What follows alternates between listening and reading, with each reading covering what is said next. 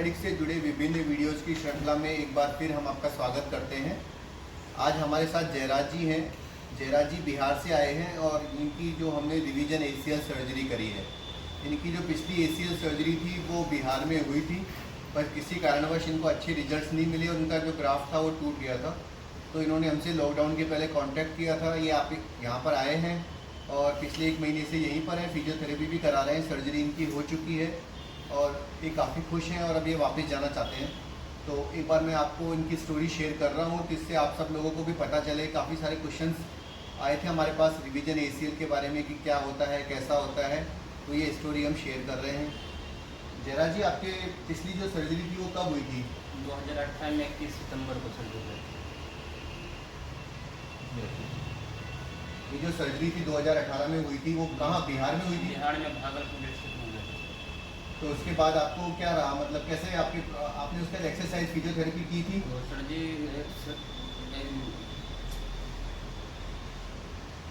क्या हुआ बोलो? फिजियोथेरेपी आप ढंग से नहीं कर पाए सर थे? जी वो डॉक्टर साहब से हमको अच्छे से बातचीत नहीं हो पा रहे थे सर जी, तो हमको अच्छे तरह से फिजियोथेरेपी सर्जरी नहीं कर पाए थे।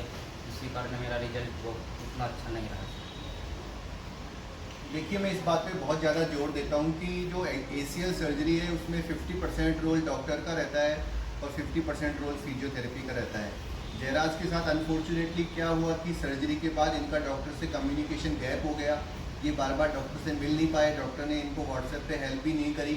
इस वजह से इनकी एक्सरसाइज बिल्कुल ही बंद हो गई और इन्होंने लगभग 1 साल तक कोई एक्सरसाइज नहीं करी और बहुत ही जल्दी इन्होंने एक्टिविटीज़ भी स्टार्ट कर दी थी, जिसकी वजह से इनका लिगामेंट लूज़ हो गया था या ब्रेक हो गया था। जब ये हमारे पास आए तो हमने कुछ दिन इनको एक्सरसाइज से सही करने की कोशिश की। जब इनको फ़ायदा नहीं हुआ तो हमने डिसाइड किया कि हम दूरबीन से देखेंगे और अगर ACL टूटा हुआ होगा तो उसकी सर्जरी करेंगे। और जब हमने कैमरे से अंदर देखा तो इनका जो ग्राफ्ट था वो पूरा टूटा हुआ था, तो उसके बाद हमने उसको नया ग्राफ्ट लगाया है। अभी इनकी सर्जरी को करीब 1 महीना हो चुका है। आप बताएंगे जयराज जी, अभी आप कौन कौन सी कसरत कर रहे हैं, दिखाएंगे? अभी पाँव को और मसल को टाइट कर दें सर जी, और पैर कितना मुड़ता है आप दिखाएंगे एक बार पट्टा खोल के?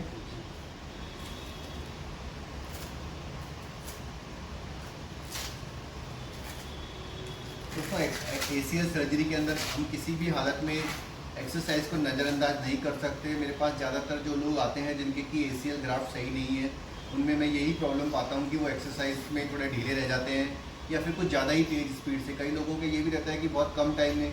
अब आप देखिए कि जयराज को हम लोग नी बेंडिंग में बिल्कुल भी जल्दीबाजी नहीं कर रहे हैं क्योंकि ये रिवीजन ACL का केस है। तो अभी इनकी जो नी बेंडिंग है वो 30-40 डिग्री आई है। हम इनको ये कह रहे हैं कि आराम से इनको 2 से 3 महीने में पैर मोड़ना है।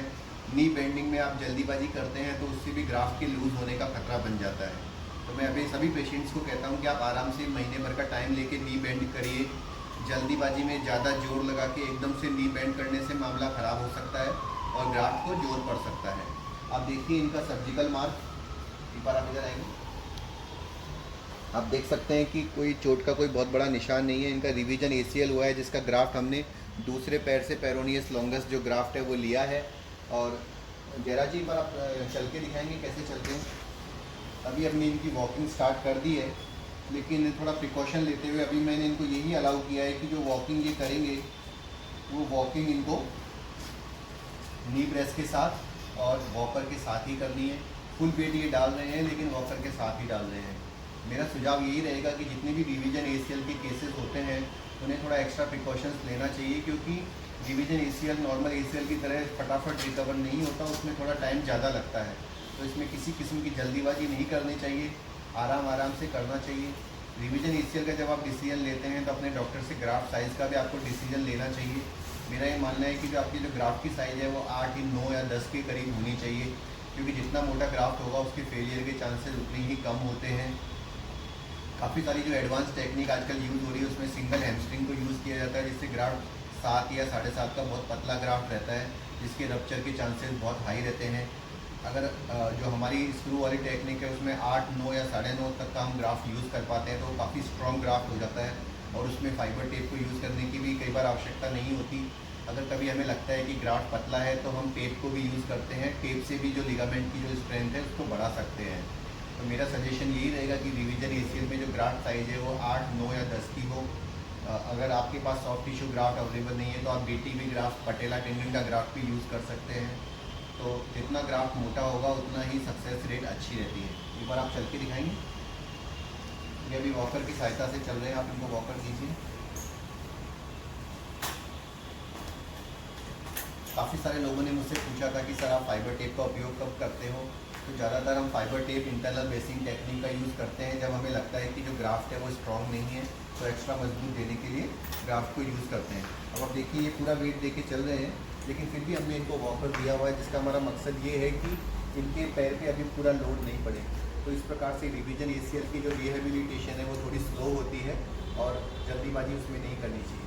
तो दोस्तों, आपको भी अगर ACL से रिलेटेड कोई प्रॉब्लम है, यदि आपका ACL ग्राफ्ट पहले किया था लेकिन फेल हो चुका है, तो आप रिवीजन ACL के लिए हमारे सेंटर पे आ सकते हैं और सर्जरी करवा सकते हैं। मैं अभी जयराज से पूछूंगा, जयराज जी आपका यहाँ का एक्सपीरियंस कैसा रहा? बहुत बढ़िया, बहुत अच्छा रहा। आपको लगा कि जो आपने इंटरनेट पे हमसे बात की थी वो आपको सेटिस्फेक्शन रहा? यहाँ पे कैसा रहा आपका टोटल?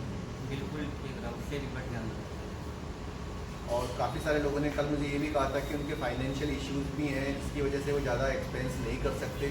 तो अगर ऐसा भी कोई जेन्युइन केस होता है तो हम उसकी भी हेल्प करने के लिए तैयार रहते हैं। अगर लगता है कि आप पैसों की वजह से सर्जरी नहीं करवा पा रहे, तो आप हमारे पास बेहिचक आ जाइए, हम जितना भी हो सकेगा आपकी हेल्प करने की पूरी कोशिश करेंगे। इसके अलावा अगर आपने सर्जरी कहीं करवा ली है लेकिन आपको एक्सरसाइज की हेल्प नहीं मिल रही है, तो आप हमारा WhatsApp ACL help programme join कर सकते हो।